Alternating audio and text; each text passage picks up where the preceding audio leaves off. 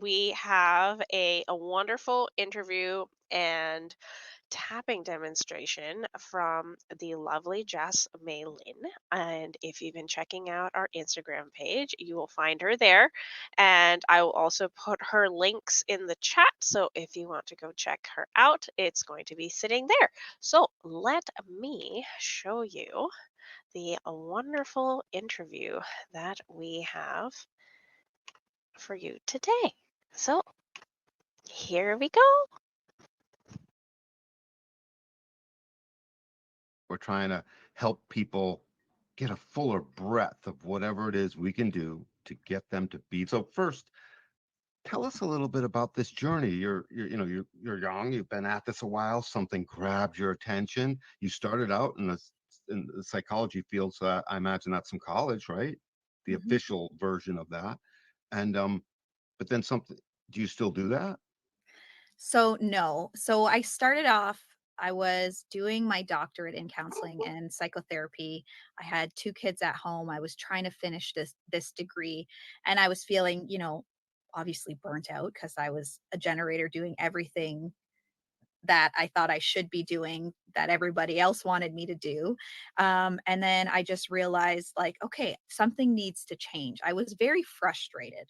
Okay. So when I went down the rabbit hole of human design, it was like in the middle of the night. And I was reading it and I was like, holy cow, like this is amazing. But then I was like, well, if it's going to help me align and cure my burnout, then I could just get my energy back and just finish this degree. And that That's too changed. fun. Yeah, I just thought, "Oh, that's what's gonna happen." No, I it completely changed everything. The first thing I did as a generator when I went down that whole rabbit hole, I wrote down everything that frustrated me. Everything I was doing that was frustrating me because I was like, obviously I'm not feeling in alignment. And then that just set off like a domino effect of quitting. A lot of quitting the degree. I It took some Did you time and quit it was school or hard. had you had a job already? So I was working for the university, I was doing my degree, I had a private practice, and then I had 2 kids at home. So I was like, Right. I have 4 motors to find too, right? Like my Right. relaxing is like doing something else productive. So I learned that when I saw I had 4 motors, I was like, oh, that's why I'm always like having to do something because it's like The something's poor in people that action. have to live up to you when you're on the go, all right? Well, people always said to me, like, why do you feel like you need to do all that? I'm like, I don't know. Like, I just have the energy, I guess. But then when you're doing things that don't actually align with you, you're just burning yourself out. So that's kind of what Right. happened. So yeah, I started to quit at the university. I hated sitting in The quit. politics, the not self of I just remember sitting there being like, I don't need to be here. Like I have so much more energy I could be putting out in different ways. And I then can't so yeah, I can't cross things that would end up feeling like, "I don't understand, this is a problem, how?" yeah, yeah. Right? That would be my how I would experience that plenty, and then realizing as you wake up to yourself, it starts to stand out who isn't, is all I'm gonna say Hmm. about that. Yes. Yeah. And when you align to yourself, I feel like, yeah, you just know what you have the capacity for and what you don't anymore. And the things that just like you just shrug off, or the things that you're like, why am I putting energy into this? It definitely opens your eyes. Yeah. Indeed. Yeah, I can totally see that. So it pulls you into this journey. Now you already had what came first? The human design or the discipline you're going to explain to us? So EFT came first. I actually brought it into my clinical work, like processing trauma with clients. There's a lot of studies on EFT being, supportive for anxiety, depression, PTSD, things like that. EFT stands for Emotional freedom techniques. Or yeah, I used it clinically, um, with clients, and then I used it for myself too, right? Because as a third line, a little skeptical, always like, "Gotta try it out myself. Let's see if this actually works," right? So I did that before I even trained in EFT. So I came across it, and I'm like, "Let's of just course you see what did. this is Right. about." Yeah, like, I can't stand behind it. I was doing it, and then I brought it into my clinical world, and then I could see the rapid shifts in that way. And then I started using it for personal development because I was somebody who, or I still am, somebody who like can feel this potential. And I know there's a lot of people listening to this. You feel your potential. You feel like you're meant for something more. I think a lot of people who are into human design or into self-development, self-mastery, things like that, and just raising your level of consciousness. Um, I think we're just drawn to this. So anyway, Indeed. started using EFT to really tap into my potential. I'm like, I could see myself doing podcast interviews. I could see myself, putting myself out there, sharing my thoughts and ideas. My 5 line, when I learned I was a 5 line, I'm like, oh, fear of being seen. I definitely had that. So I used EFT to clear some of those blocks that I had that would stop me from reaching that potential I could see for myself. And slowly but surely, I can make a video on social media without sweating. And Right. like, because I Yeah. used to do that. I used to cringe and like throw my phone, and I just hated listening to myself. But I thought, I feel so much fear, but I know, and I'll explain more about EFT, it rewires your response to stress. I knew that I could use this tool to tap into, you know, keep like just moving forward despite the fear. And so I would just do that. And now I'm here at this place and I feel, obviously really great about it. We can feel like we know that our beliefs will really drive our behaviors, right? Our subconscious beliefs will drive our behaviors. And so if I am somebody who thinks about wanting to do something, but I'm like, oh, people are going to, make fun of me because in third grade I was doing a speech and someone made fun of me or something, right? Right. Those things are that is going to be held in your body. That is going to Hmm. be held in your life force. And Yeah. so once you release those, the cool thing about EFT is that you can really go into the specifics. Um, and so you can tap on that experience that you had when you were in grade 3 and that something happened to you, and you can free yourself from it. You don't have to be, you know, held back by an old experience anymore. Cause that when we do that, right, we're projecting our past into our present moment and all our wounds and all our pain. And so we're not responding to the present moment. We're responding to a third Something grade else. self. Yeah, like I like to get people's experiences, but just like, when's the I would always ask, when's the, first time you felt this way? When we're looking at fear and what they're working on or what they want to take action on, it's like, well, that freeze feeling you're feeling, when's the Mm. first time you felt that? And then Right. we can kind of gather, these experiences, and you want to knock down. So you can think of a belief that you have, and then you have table legs. So let's say Mm. you have a belief of I'm not good enough.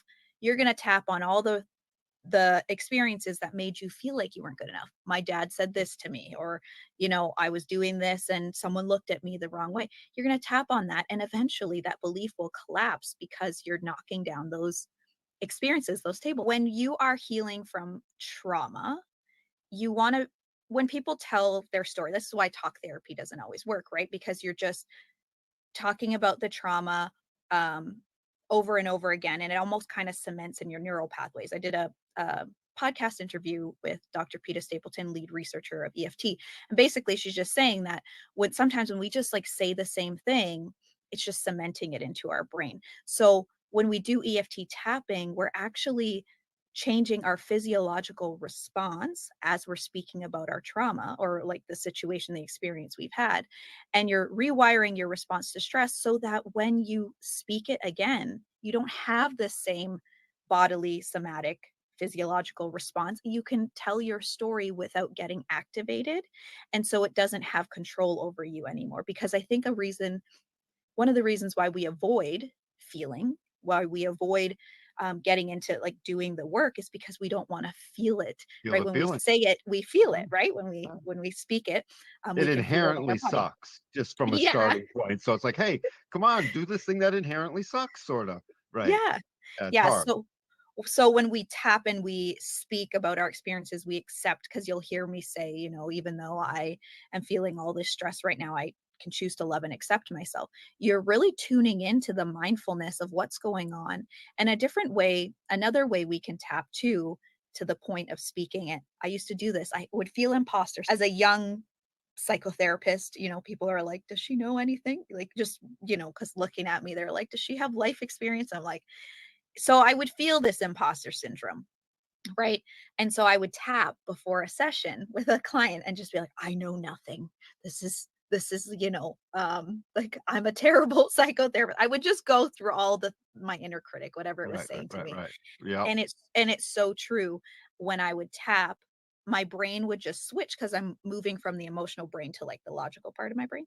Um, Mhm. I I remember just doing that for so long and then my brain literally being like, "Why are you saying this to yourself?" And like it just snapped, like it's just like, "Stop. Like it doesn't feel true." So yeah, to your Doesn't point as even well. feel true, and it speaks through this, so the vocal quality helps pull us through because 'cause we're all Yes. vibration, and so each thing that I can see that adds a new layer of vibration to me. I play the piano, so I'm just adding more notes to create a richer melody overall, and I do that with design, and we're doing that here, so the throat would Yeah. do exactly that. It would just end up pulling in more, and just physically saying it would be, like, totally a thing. I can totally get So you'll repeat back, like when we do EFT, I'll, go through a script and then the client would repeat back and we do it together and tap together. So yeah, it's like both of that. us. What is it? More about what is it? Give us a little bit Yeah, of saying. We're tapping, it's physical, it's a lot of force. Are we laying down? Are we supposed to come in a certain way? Do yeah. I gotta take my shoes off or whatever? LOL. Like, what do we got? Yeah, so it is a mind body practice. And I think that's the best part of it. It combines different therapies, cognitive behavioral therapy, exposure therapy, mindfulness, right? We're accepting where we are. That is the whole point. Before we can heal, we accept, like, we need to like actually accept where we are in this moment Mm. before jumping to healing. So that's the cool part about EFT. We're really facing what it is that we are trying to run But from. during EFT, I am probably sitting or laying down and you are Yeah. physically hands-on and you're touching certain spots or I'm doing it and you're directing. Oh, I see. I Dig see into what you're some of saying. these like so we can visualize it. Yes. Okay. So I don't like, I would be doing the tapping on myself and you'd be following along. So Oh, we're sitting. Yeah. So it's like a we're in process. symbiosis with each other. Yeah. So I would say, you know, um, well, you know what? We'll get into it after. We'll do an example after. But yeah, so we're sitting, either Mhm. through a computer screen or whatever, and we would just go through that. Um, so a little Based bit on what about I'm telling you, right? Based on questions exactly. you're asking me, and I'm telling you stuff, and you're guiding my way of telling you whatever, and that's Yeah. alerting you to keynotes that now bring you to a point in the body Yeah. and or bring you to things to do. So it would bring me to what we might need to work on. So, like, when we have a conversation, what's been going on, and we identify, let's say, a belief or an emotion or an experience that you're holding on to, then I would say, like, well, what feelings does that bring up for you? When's the first time you felt that way? What's the experience in your body? And we would tap through the points, and we would go through that experience with you. Like, I felt really Mhm. scared, but I accept when I would just do talk therapy listening to stories versus tapping listening to tough stories. I can say I can walk away after tapping not feeling that you know, need to be alone and decompress for a really long time because I'm holding on to these stories, because when I'm tapping with them, I'm regulating myself as well. I'm working through it myself as well. When I'm just listening to a story, it can feel really heavy and I don't know what to do. Emotional freedom techniques. Yeah. Freedom, Or we tapping, can and call tapping. it tapping. Yeah, Tapping, yeah. I Yeah. like it all. Emotional freedom. Yep. Yeah. So emotional freedom techniques is based on the meridian energy system. So we're going to go into a little bit about that. So it's the same system we use in acupuncture or Right. acupressure, right? And for a long time, people would be like, I don't know why this tapping stuff works. I don't know, um, like, what is this energy system? You can't see it. But now science has caught up, and it's actually a physical system in the body. It's the Of primal course. vascular. For anybody who's like thinking about like, why am I tapping my face and everything? And like, this is just weird looking. I get it. Trust me, I went there too. But now we know there's studies, I think there's 6 studies now with emotional freedom techniques, and so tapping the actual points versus the sham points, like let's say your elbow, something not on the energy system that's been mapped out, and that's in traditional Chinese medicine, just to Mhm. make sure we give it the correct, credit there, Yep. but the sham points versus the actual acupuncture points show significant results. And it directly, when you're tapping on those points, it directly impacts the brain. So the body is impacting the response into your brain, and the sham points aren't doing anything. So yeah. Well, two things. Give us a sense of depth. So, like these points, they come in pairs, triples, sometimes signals, and they're where all over the body. Shoulders, they'll be here, they'll be down. Yeah. Like, give us an example of Yeah. the breadth of how many there are across the body. And Yeah. and when you say sham point, just does that mean that it's something else? It's not that it's a Yeah. lie, it's not a sham, or it's just Uh, not, or it is. You tell yeah. me. Yeah. So points that aren't on the acupuncture like system, the meridian energy system. Okay. So your question was going over the Just points. Okay. how much? Give us the size of breadth. Am I covered with them? Are they in like 10 specific points mainly, or throughout the There's whole body? Yeah, there's 8 on the body. So we'll do, we'll do a setup statement on this point, and yeah. then we'll do eyebrow, side eye, under nose, chin, collarbone, under your Rib cages. underarm. Yeah, yeah, Oh, 4 inches from your armpit, and then top okay. of head. Now, there are obviously a ton of acupuncture Of points. course, because there's This is feet and there's clinical. Yeah. toes. Feet are loaded, Yeah, but yeah. they're not in the emotional freedom Yeah, tapping part yet, uh, no. or they're not there. Okay. Yeah. Yep. When I started as a counselor, psychotherapist, like in the field working in addictions, I remember just being able to see so clearly, like this person has way, like so much. The thing that I'm we, done. that Sorry. the thing that I find is that people waste so much of their mental and emotional energy not liking parts of themselves that actually, when you look at your human design, is your greatest gift. Absolutely. Right? And so you're draining yourself. Think about that every day. You're trying to operate from this place of non acceptance, lack of self love, and you're draining your energy because somebody else in your conditioning, in your environment, told you not to be like that, told you to Right. suppress that part of yourself. And so when Yeah. you look at all of these experiences, that's why with EFT tapping, you really free yourself from that 6-year-old self who was told don't speak, or like I think open throats are so witty, and then Right. and then they Right. get told don't say things out loud like Right. that. It's like And then you you're start wondering hilarious. what the right timing is instead of being the right. What I did here is I'm going to do different types of tapping so people get an idea of different ways to do it. Like there is I can tell you this is how you do it, but I'm going to just show you different creative ways to do it. So for a manifester, Sure. um, one of the issues, when you're reading about being a manifester, sometimes it's like, can I trust my creative urge? Now, the way that I see that is like, would that stop you from going after another creative urge? Or will you feel more prepared, or would you feel more resistant to actually trusting